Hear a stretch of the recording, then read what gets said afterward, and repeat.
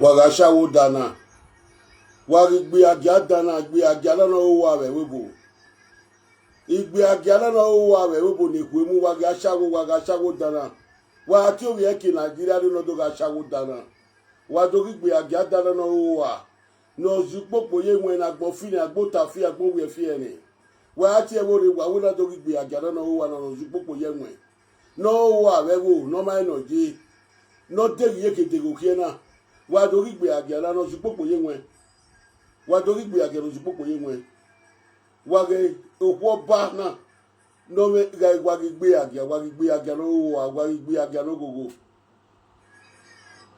wa ati ewore wa we no do gigbe agia no wa na igbe agia no wa na wa gigbe agia no zupopo ye nwe webo ewe dana no lo mari na wa gigbe agia no zupopo ye nwe ewe dana ni je no we HIV ni je no ma se ti ye ni je mudada supermarket we webo ati heji na no gbe on treasures we webo ma se ti mo viere no zuwo we la video de gbe achawo dana wa do ge wa do gigbe agia na no wa na wa ge achawo dana wa gigbe agia no zupopo ye nwe na 58 years oya zuwo we webo na 58 years oya zuwo we webo na kuna wage upopo je yenwe 58 years sabo agije dan BMO egije no wo BMO wage ijo wana kina no wo wana ashawo dana no wo wana ge wage gbe agia abi ko na weti ye ku edona ona weti egbe ku edona wa do gbe agia when agwala iye muja a joint iye gbigbe agia 95 years iye 95 years iye muja si gbe agia when agwala wa do ga chago dana no wa what can we kai a self love a platform already on it yana wu yin awe ma we egwe na egwe ona to tun call a platform we kere that day what can we kai wa do gbe agia la wa ti ewori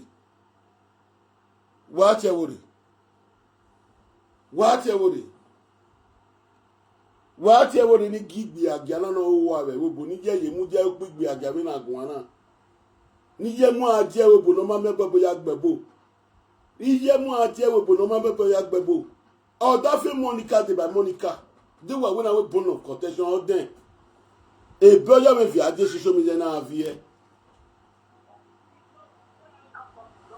hello Padamo. Koyo, do gbe agia na dede ni ye gbigbe agia mi tali gai. Ubere e dede na.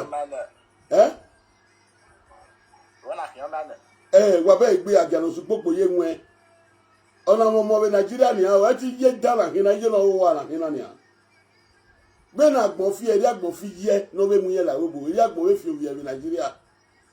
E dede no gbe 50 something years na webo ma se di mo ye la webo na. No wa na. Wage gbe agia no gogo. Wage no si popo ye nwe, wage upopo ye boyfriend e. No wa na. Iya mo la webo iye ye mu je si gbe agia Italian. Wage dede dana, wage egwe a, wage u de kwe mu. Mo kan we. Waga shawo dana. Waga egun ga igbe agia dan, aleru ni je da bi omo. Iye dara bi omo ekwe iyo gi abi e. Ona weti ona mo mi ni a. Oma weti ona mo mi na. Ashawo dana no wa na no e ki ogwe fi e ki uta fi e. Ole waga gbo e. No wa na ga ashawo agbo e. Uwe no gwi a. Agbon were na o ma tu de ye ke de go here o wa we o we wota de mi opan we yo de mi opan we mama e manani de mi opan we mama e manani de mi opan we mama e manani de mi opan we mama e manani e na da mu ye do gboto we webo e na mu ye dogbo tebe webo ilele imi na ilele imi ona weti igbelele imi na hi ona wage wa chewre wa o wa gbon wa o wa wu ka ye boy me ye maso we webu ọmọ pẹ̀lú ẹbí ẹ̀ wò wá wẹ́ má ṣe ti mú ẹ̀rẹ́ náà gbọ́n ó dé yìí kéde wò bí ẹ̀ ijú wọ́n mú wẹ̀rẹ̀ but wẹ́ má ṣe ti mú ọmọ ẹbí ẹ̀ wò wá are you not ashamed of yourself mẹ́rin àgbọ̀n wẹ́gà àgbọ̀n wẹ́bù àgbà pẹ̀jù wá wá sóhùn ìyàwó ni àwọn àgẹ̀ ìgbé àjà dáná wá tẹ́wọ̀rẹ̀ jọlọ sí ìgbò ẹ̀ wá gbọ̀n jọlọ sí ìgbò ẹ̀ wá gbọ̀n òwò àwá gbọ̀n wá wà ọ̀hẹ́ mọ́ ẹ̀ agbabiwa iju eno ma ne gbeni no yigbegbe ajabu ipitali ni ejeje yigbegbe ajabu na gbona 150 cent mo yan ya iju e 150 cent mo agbawe bo ma maju e o ma we ma we to buwe agbawe bo ma maju o ma ma we to buwe je tu yiwe mo we agbawe bo yiwe mai because iyawe no koduku ma we no kodu to yama wa o wa gbon aṣawo wadoga aṣawo no ma elegbina waga aṣawo no ma elegbina waga aṣawo no ma elegbina waga aṣawo no ma elegbina ijo wana hina o awe ato na mo mi awe ato ge awa aṣawo gileti na mo mi awa aṣawo gileti na mama wage ge out of frustration is gbogbo ye nwe mi bayi out of no adigye ki de go kiye gege gbage ogwale boyfriend here na o agbogwe o e wa o agbogwe o tari e o ge uri e nene uta u de ye ke de go kiye u de ye ke de go kiye egwe gbagwe kin e woman na yin ya je ro wi mo episode we page we o ma kan we ni ama bege tu o wa awon ga ari ogo lu gwa deserve respect na de nuwa de no ado tawe gbe mena ime yi aso gbe webu imomo la webu ara we no tell Nigeria e ba we boro ego no ya kan wa my first house oriri e first house me bo oriri iriri me diaro e first house me bo ya ga ibani duwa we igie gio ka mo gwa ni di address first house ne ama we my second house e ba we gwali go no ya kan ogwa pa we webu derungu ya masebe na ye boy o kan we ye boy ya na ekwe no respect boy no respect boy o ma we tu message o na Monica ya CNN re we ma bia mi apenu o wa wagbon aṣawo dana be na gbon na igbe ye mu ja bu po vitali 50 cents eyan ya muju e be victory Monica pe you ohun ya fi ore wi akwe ọ̀rọ̀ tọ́tẹ̀ fún ẹ níjọ́ pẹ́ ìlú ọ̀hún bẹ́ẹ̀ Monica Monica mi kàn mú yọ̀nà kàn gbù wà lójú ẹ̀ Monica kàn mú yọ ọ̀ gbù wà lójú ẹ̀ disgrace ni agbọ́ndọ̀ bẹ́ẹ̀ mi lọ sí ẹ̀ nùnà sùn lè Monica ìmì àbámọ̀ yọ pé agbóyàjò bẹ́ẹ̀ ẹnu owó àbágbọ́n nù sùn wù aṣáwó dàn wá gbígbé àgbà wá gẹ̀yìn.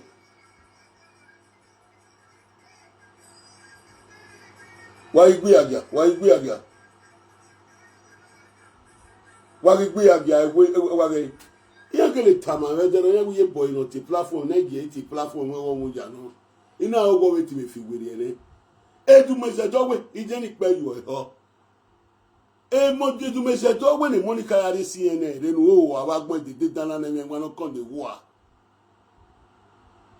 o we la ro ri platform we de ni we o me da ta we shine ma wo won ku ina ge ina wo na gun na wa mi we enu we de ge la ge jan la ge yan o le ri platform we de shine ma wo won ku na kon gbe na ta ko we ku na kon gbe a we ti o ma we ti na ye mo mi na o ma we ti na mo mi na no de ge ke de o ki na ijo mu e lo ma me bobo ya gbebo o mo no pie wa 35 years ago ma se ti movie ere bi na gwana we ada yi 3 years me gbo e bo bi na mo mi no piare nu a o wa ba gbon e ba we supo o ma be ti ona mo mi na shagu tan ne o Oma we tell na mommy na. Wage ashawo dana. Ashawo wati brecha. Ashawo na kigbe na brecha na. Ki o gbe egbe we brecha ki o ta gbe. Owo no mo so we agbe ki ayo we. No mo so we agbe ki ayo. Ola mo HIV no mo so. Ola mo HIV no mo so le mo so we agbe ki ayo we na. Franco mo so we agbe ki ayo na mo HIV ne mo Franco mo so. Abi wa ma we Franco mo so we agbe ki ayo we. Oh, no. No one. Bizarre. I post me to. They don't know what I will do. Agmo Wagina. At your age, a power is what with social media. A power is what you are. Don't be silly. Come on, get this. I don't be silly. I went on one end. I'm not going. Sabwe omo we abi me wari na abi wari abi ije iwe ejeni jagboni gufua you are useless mother double tawudo iwahi tell me social media rigadi wa gwa bijuwa iwe no ma ni gbe no ma gwa akoko eri iwe no condemn ye o Italy iwe yin yi 150 cent mo wu iye boy no o wa gbon ma be no frustrate here una da azu popo ye wen wi dagbo una to azuo when we dig basena wa do le wa chewere abi ye dana abi ye gbiagia na wa ge egbiana amaka me ka o wa no mi no ka me ka wa fana wa no mi no ka me ka wa fana di o de wa ge ne gbono mo me to na osadan egbe na o ke te mo papa we ni kaye awa saboro ni dogun oyo e ma saboro kan we tero gbe na to ya asaboro gbegbe utama gba yan gbe utama agripa o kan we de ni ya e ma saboro kan we tero na so ni asaboro ye udogun egun anya o ma kan saboro we kan we yo wa o owo we in Nigeria iyan ga happy me de ma no je me kam we ri hori me aje Nigeria me kam we do happy me imagi migo imwe chela uhare imu hie iya di bai imagi migo imwe pick up of panel the motor no we company the motor no company imu hie ya di bai if you to mu hie iya di bai oh abagbo we be dey get we dey my first house ejiro iriri ya gbara iriri I'm just jump up my street in iriri wa mi ni me wa nu wa bagbon wa bagbon egbe dana edede dana egbiana wa sun wo ejere woro wa na frustrate we wo no de ye gbon ma ya kan wa no we no da we nu pese wo wa da 10 we na do donate we ni have donate no okay isi na we do donate no igbofo igbo bagbon ni abe okay isi ni bank la jana do donate e boss na igbofo la we gbe nu wo wa nu ke so kere dade e monica master ma wo ni do donate re nu wo wa bagbon nu we ke so kere dade e monica la we platform we ni donate we agwa wa be tu wo wa e jeje na mi won kan gbe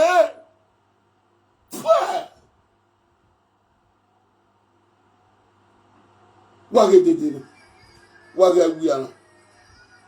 wage wiana ajeje asago dana we no wa do na rije du eye ke o wa wo gbogbo we no do na rije du eye ke o wa wo gbogbo we ni ye we wo wa na agbon ma ma ye we wo ye to bi agbon ma ye we wo no go no zuo na ge wa ge agbon ma ye we wo agbon ma ye we wo agboma ma ye we agboma ma ye we no da agu me gwana all my children are all graduates in Europe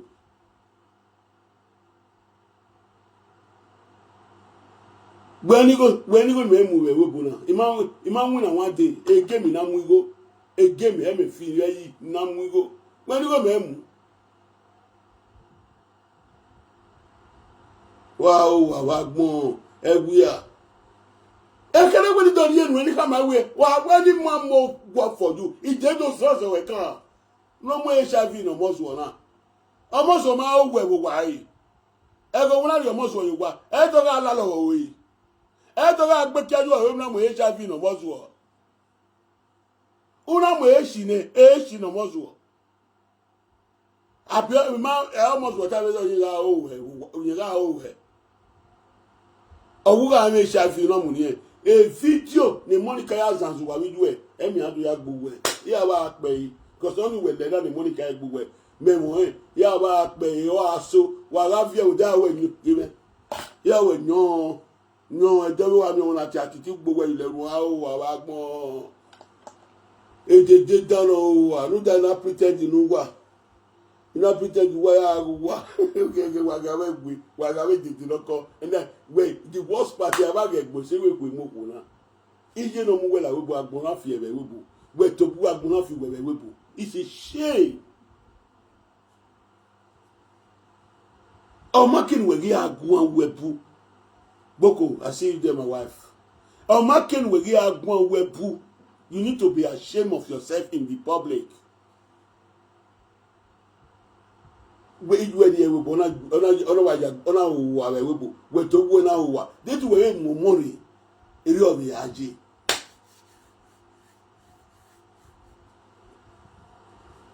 what can we o rewe terrorin we platform ko ni no re Spain we la platform ruleri ina ukiyan ina do delete video we kwa because e ma be gu we gun e ma polu no sugbo we when I gbe agba no do aro mi me even if I do enu me don't say you why even if I do ola no do give we magbon e dey do say you when e gbe money ka to ari wa so e very lawa gbe wa fi na emi e du message to we ma ide ni pe no do ma du message ogele ni o ogele o wa o we gele o wa ide ni ide wa buja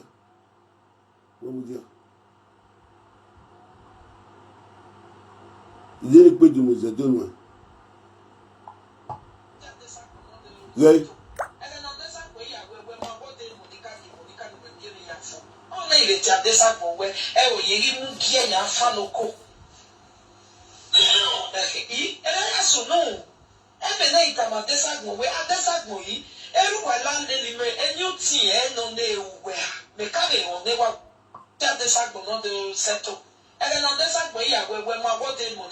Lare iyozuo aitona yebo iyozuo na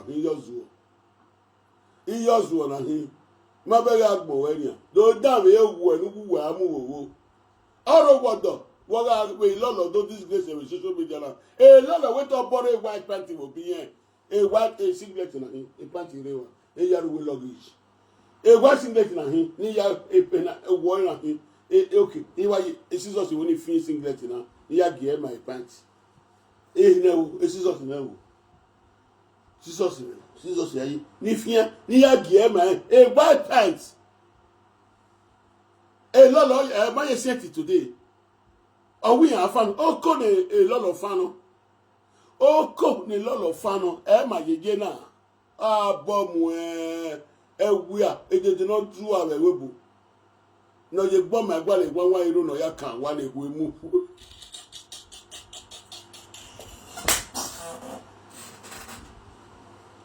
wa zuwa wa gbo me pay madam he pay 45,000 e kon si ya pay i wa ire we bo me go me mu we bo we mu ya fe owo we mi aso wa bi ni awo time do ni ba mi aso wa e ma kan ri ye bo me de ma no ni wa imoto ni me den mi alo wa December 32 million we wa hi wa ba gbon oye me we me dinu daja fule gbe me da to sabe ko no ma ni gbe no zuwo we social media na ije le yan gboje we na ya oni ri me wa e ke mo vie yi we ma to sti me we gani we ma to sti me we ni ri soje mo wo ki me ni wa di talibe le small bo ni ma na ba je no wa yan ogun na we gwa lo we ma ta mi me ja me po ri ma we do fen wa ba gbon achawo dan nu do gbe me career igbe ya ni you friend in Italy okay do kin dede ogbin ya career reverse ya life ni we friend me na we gbon ogbin ya career ndo yi moto we la career wa se na iye Boyi wo ni we se na gbon we gba ma me ni fe ko we kele da je ko ni re we nu wo wa gbon asawo dola wa do igbe aga we bo wa do igbe aga lo fo je wa do igbe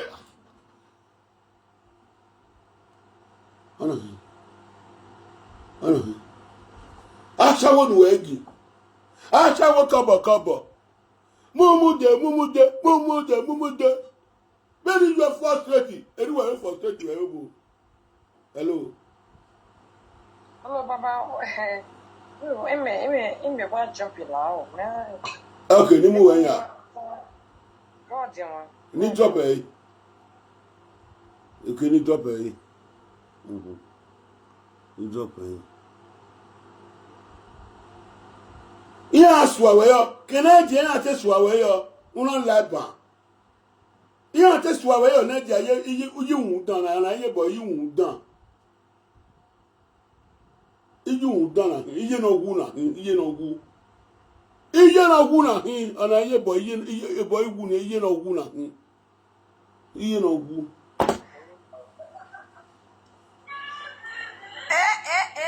afana hello my baby hello my baby hello my baby if wa what Atiti what Atiti achewe ekene na ni ye ni lare obo na no ye frustrate we obo ni ye ma me gbogbo agbebo we ni eweje je no no do ja we fi an ni gema we igbe ara sawo ni yeye ni gema we la no ju popo ye owe na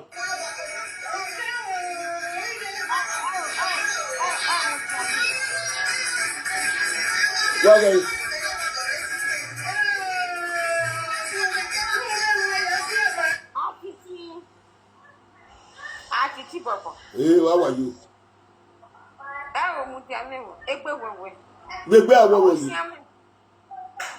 egbe wewe gbegbe bi awu ni gbe kan awo mi wu ya ime wu ya mi de yasila biko we egbe o be ti gbegbe ni uwa gbon uwa gbon ni afa we le la video uwe ma gbogbo yu le we na mu we ni re aye ki afale wa uma mu we le se mu atana ni gbe achawo na gun achawo brechana ni gbegun a wa gbele ya gbolo ma kere ka ko na wa fana o ba ro we we do na gun na yan wi wa e ma poro no tu gbe na je atewe osazo we je maria genia na je atewe osazo we je maria genia ina we na ina do we iye Boyi agbon ma we wa o awewe bo we nu wo awewe bo na me na to pari wa je na wa me gbe me ye Boyi nu wo wa agbon nu wo wa agbon ma ju we bo agbon ma we ku emu we awo no pa na narrate no pa no o ma se no ya o yo dedegbe o se ma se no ya atikere re we dedegbe wo se le we bo no ma ju we se le we bo no ma we iye Boyi agba pe you are iwa kin asawo dara wa ni drop we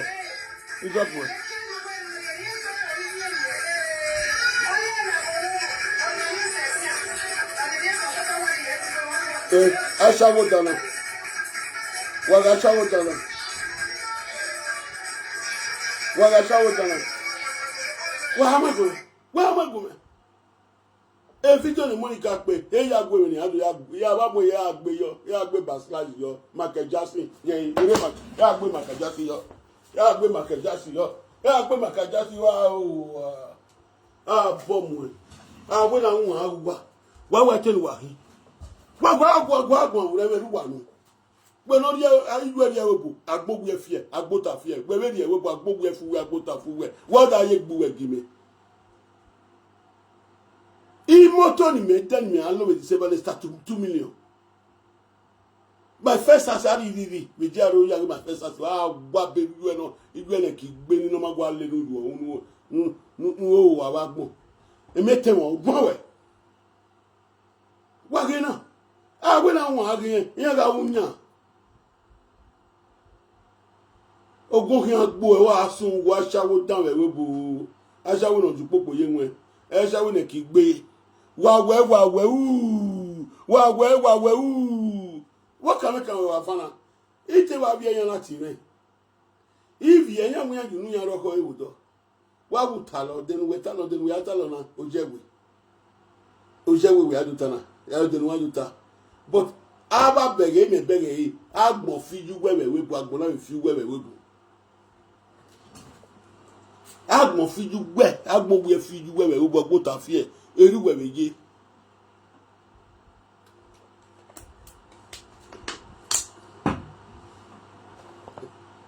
wakawe ekere dori enu na uma kirewo ya gbe monika to ya gbo eba nu sunwu egwu ya ni gwe mu wage achawo dano ju popo juwe no ju popo ye nwe wage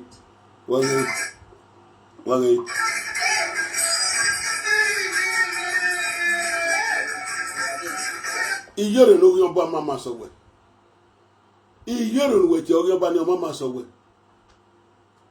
iyore no weti o yo ba ni gbe no gbo oviedo we kin uwe oviedo sese we ki we gebo we ne bo ebi e we da ba nu abi yan na social media we da zu popo ye nwe iyore no weti o yo ba ni mama sowe iyore no weti o yo ba ni o yen wo ni o mama sowe du we na du gbiku ye we yan na we wo bi edo we na do gbiku ye wo yan na mi ni se iyore ma se wo yo ba wo yen bo do we ni ge gbo e ma no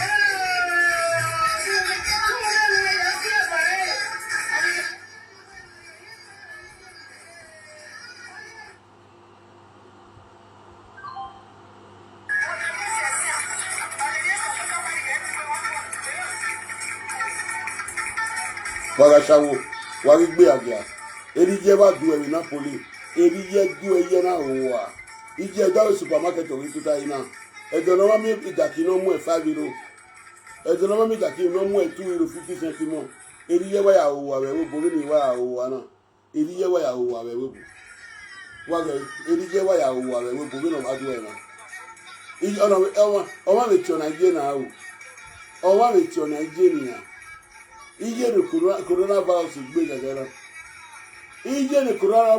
gagana anahi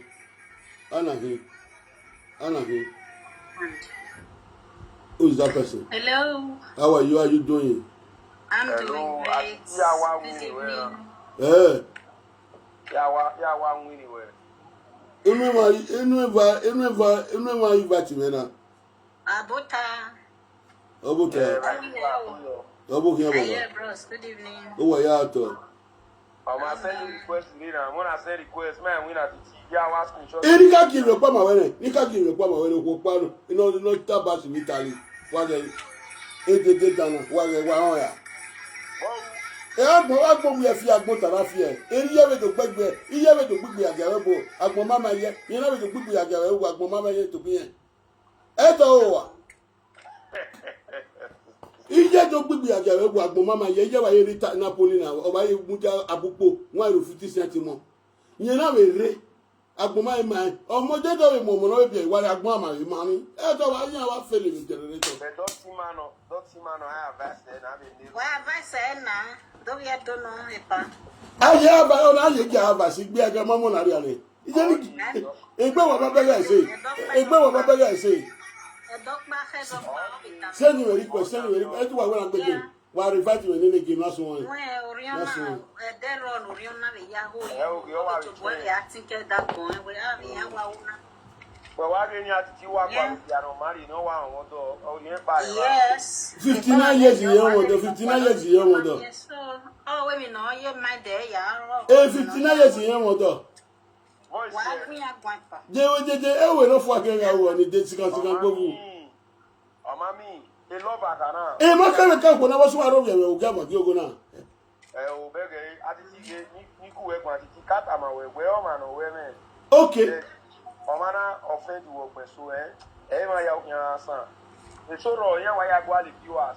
To me, Was any request? Not begin. Was any request? Although I have more viewers. They may so are who I know. I send the go and I reply. Okay. If you're in the year, then I will not hear was sent it again. I don't know if I will invite one. He sent the invitation, mommy. Anyway, because if one would not go to the me, my when women support, or marry me. Where does it matter online? Omajo. Be my husband, say 2 against 1, Jesus, me. Omajo. Was that any? Why what be my husband? May I accept of the men? Who want help me this afternoon? You may accept already. Tea time. Accept your owner. And just for fun, Sha. Now, have you your man? Your mama jade. Your mama jade. Wap, women. Women.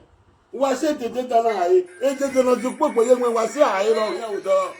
It's the David. I want one here. I'm going to go for you. We will go for you. All I want to make a little talo. All I want to make a little talo. No matter. No matter in the Wemuna. Have you ever seen this one before? Have you ever seen this type of thing? Oh, what about you put young way? You know to be ashamed. What piece of shopping? My friend want to kill me. What piece of shopping? You too, can you imagine? What piece of shopping? What piece of shopping? Facebook.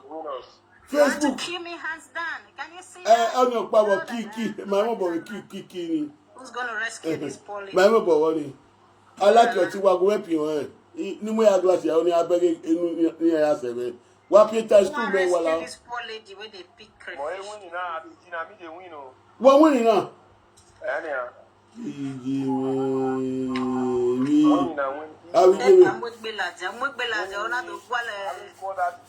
Wẹ́ẹ̀gì pé mú ẹ ọ̀pá kankan náà ó ní gbé ní kíwé sí àyè ọ̀pá kankan náà yẹn gbé yìí gbẹgbẹ wọ wàgìmẹ wà wín ọ̀ràn pa ìfáàsì mẹ́wò kiri wà nílé ajé wà wẹ́yìn yàn bọ̀. Ìyẹn wọn má jáde ọ̀hún jẹ́jẹ́jẹ́ ọ̀hún jẹ́ ìwé ẹ̀wọ̀ rẹ̀ wà wẹ̀ṣẹ̀ wà má já mẹ́ lè gbé mu wà wẹ̀ṣẹ̀ yìí. Wàlà wàgùn ẹ̀pì ọ̀ ẹ̀ wà má já mẹ́ lè pè mú dẹ̀. Wà má já mẹ́ lè pè mú dẹ̀. See oppression, Jehovah. Wà má já mẹ́ lè pè mú dẹ̀. Oppression. Wà pìọ́ ẹ̀. This na oppression. Wà pìọ́ ẹ̀ náà wẹ̀yìn abọ̀ ní ẹ̀ wá àtàlàpàṣà pàlàpà rẹ̀ kì. No way. Ìyá rẹ̀ mú yọrí yánn ẹ̀ wà mú ẹrú yọ ọ̀pọ̀ náà lè yàn gbé igi gbẹ́ lára yẹn sùn èdè gbé yàn. Ìjọ sún èdè náà gbé èdè náà sùn pópó yúwèé rẹ̀ wébò. Èdè náà máa ń lè gbé. Èdè náà gbọ́n fi yẹ̀ rẹ̀ wébò agbọ̀n náà ìfihàn tóbi rẹ̀ wébò. Iye wà lóbi ẹ̀rẹ̀ òtọ́ ní ìwé àgbọ̀n náà wà lóbi ẹ̀rẹ̀ òtọ́ ní àgbọ̀n náà àwọn ẹ̀mẹ̀ wò bẹ́ẹ̀. Àwọn ẹ̀mẹ̀ wò bẹ́ẹ̀ wé tètè náà lọ́ máa ń lè gbé náà lọ sí pópó yẹn wẹ̀. Iye rí ẹwé bóyá náà wò àwẹ̀ wébò yẹn tó bí yẹn wèrè ọlọ́bì du owó à. Ní ìfúrakọ̀ mọ́sùn ká gbé kí ayé òwe náà lọ́nà mọ̀ HIV ní ìfúrakọ̀ mọ́sùn ọ̀. Yọ mọ́ mi àmì mọ́sùn náà kíwé ọ́dí kíwé ilé kíwọ̀ bọ̀bọ̀ ọ́kíwé. Ètètè dáná. Ọmọ yẹn lẹ́nu gẹ̀mí máa yẹ fò. Àwọn ìnànà.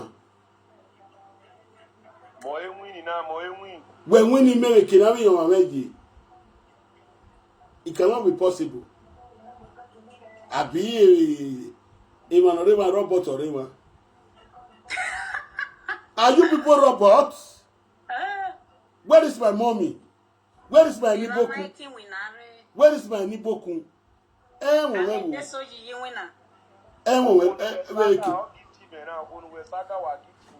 Oh, when me saka give you na. Oh, Obasabi ogbe ba gbon. Obasabi o kan gbe la ba wo bo won. O ite ni die wage. E do ro ko la han ko. Ono we wo give you la chawo dana. Igbe age wage tete danda. Ni je o wa re o boye to bi na we wo wa we wo. No. Wage. Asha wo dana wage. No to popo igage. Ekino we kamado. Iyere we ti ogyo ba mama so we. Iyere we that ogyo ba mama so we kiri we do na ni. Ogyo ba no pa we do wage. Opo ba no we do ye no we le do na. No we opo ba no that no we gebo no we ye esa go yo mi la. Eh opo ba no we esa go yo mi la na. Wa gbo. Bomwe. You don't give me phone here. Somebody rescue me. Who's going to rescue you? Nobody's going to rescue you. Nobody will rescue me. No, they will not rescue If I you. will collect those your points. You collect my points. I'll collect it. But Collect your points. I will go no say na ba big Oh, Babegbe. I mean, my possible.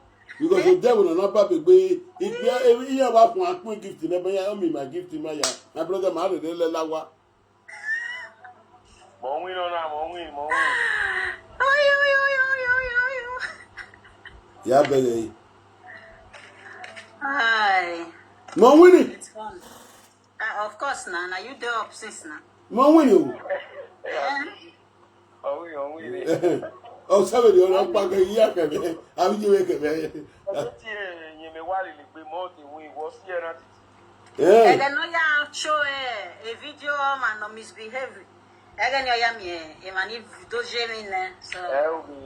Ije, what the question in the question? Ije gbe pe. When je gba de gbese ni question. Ije gbe pe. People won't see the person face. Ije gbe pe. Ave te do not taba to we wo. Ave te do not call them we wo. Eh? Send go.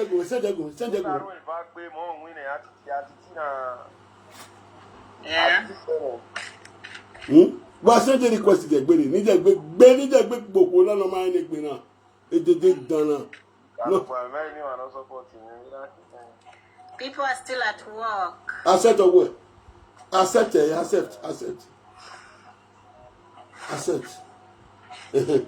Wage. Ọmọ kan kan dede na wage. Ọmọ kan kan.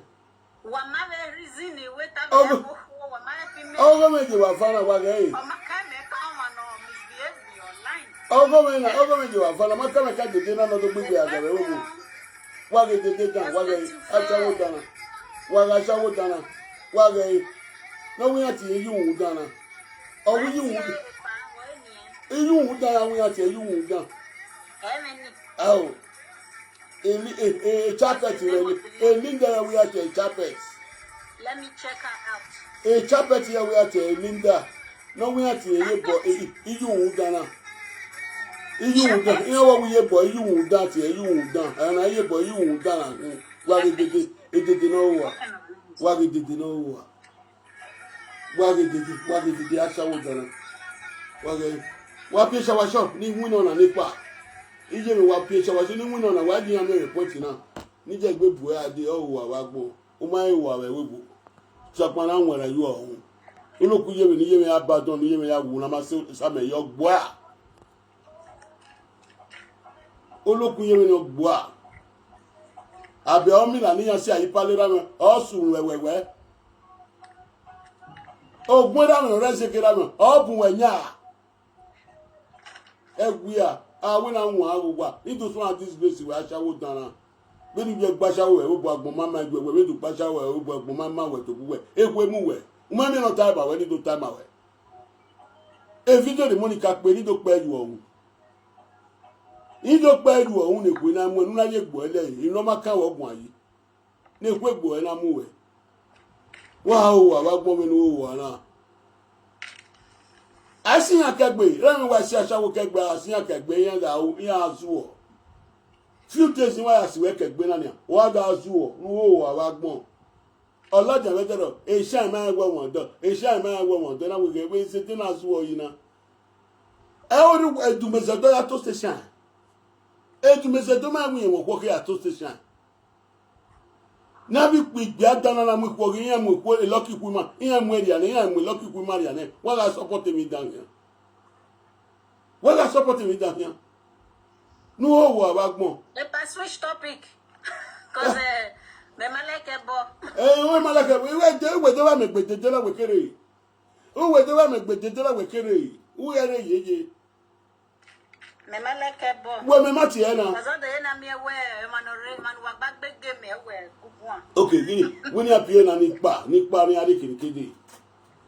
Wa appear ni ade kede, we double team, we invite me more. Okay. When you appear, they will not win on our game, one winner in a bar. If I want to buy me, we'll go from you, never go away, I'll be here. Okuna na gbe me yan do ya me fi asha wo no yo pia fi egwe mu gbe igwe 47 years in we bo ma me bo ya gbebo gbe me gbe 35 in we bo ma me bo ya gbebo me gbe ada agugun a mo ni me pe le we bo ja university uma bi se we gbe we bo iwa hia abomu e wa o wa wi ko dan we bo na abi ko le mo nyiwe we we ati iyoro ogun oba iyoro ya ma se wa abi e iyoro ma su popo ye nwe we ni popo ye nwe na we ni yo mo then we have to mama in society you are disgrace to mother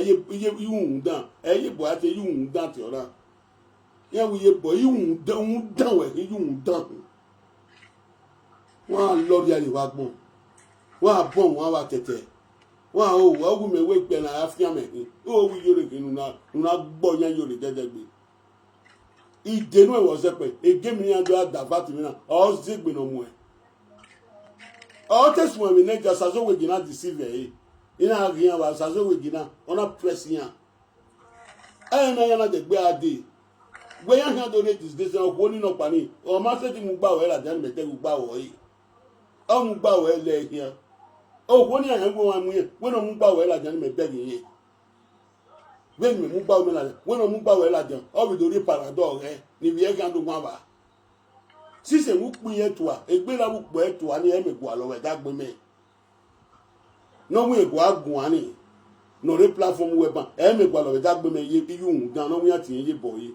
no mu HIV no mo zo o da wọn no na over the ben winning man. Oh my baba. Ute story o man mama e kaka me ma o e winning ma here. Wa baba wa fear from so. My brother fear the power. My brother fear the power. E scope when I want the la. Abi. O legbe. We say my brother. We say winning my papa. We say no man. Oh what the story ma we what the story ma we yari a chance. Oh yeah take over. Oh man. Can you imagine? Oh, why you need to be here? Why you need to be here? No way, I'm not playing. You win us twice, hands down. Oh man. Yeah? Who does that? Drop it, Baba. What you say, boy? Why go? Okay, what drop it, though? Why enjoy? I go with the lady, eh? Okay. Take it easy. Okay, no problem. Ah, yeah. Okay. What was your kid, Doctor? Bye. Okay, ciao. You want me to come here? You want me to come here? Get back. I left here now. Yeah, you go to I see. Adam. I think they disconnect something like that, but I don't know. If you disconnect, you are out of life completely. I don't want to do that one. Without remashing.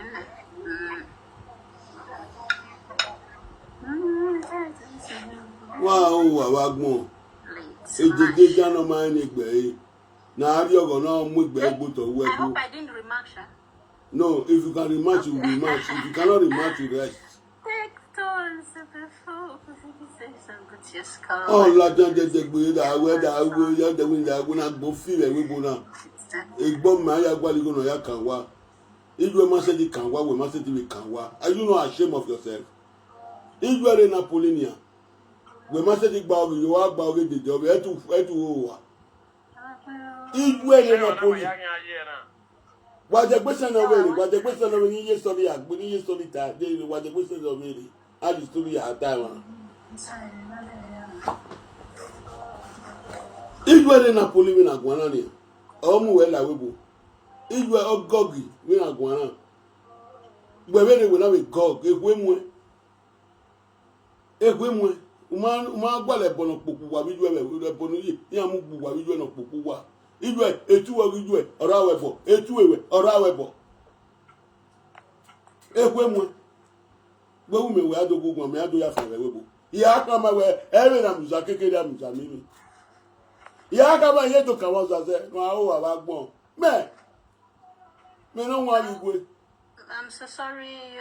Amaguwa wa doyo wa here. Wa doyo. I just declined someone. You cannot do it. It's very difficult to. Ima biye bo wa fani ba biye. Me mama ti me ndogi ye po yo. Ya wi tu e ya wi gbe agia no go. Awu e no gi. Ya wa me were, ya we mo were.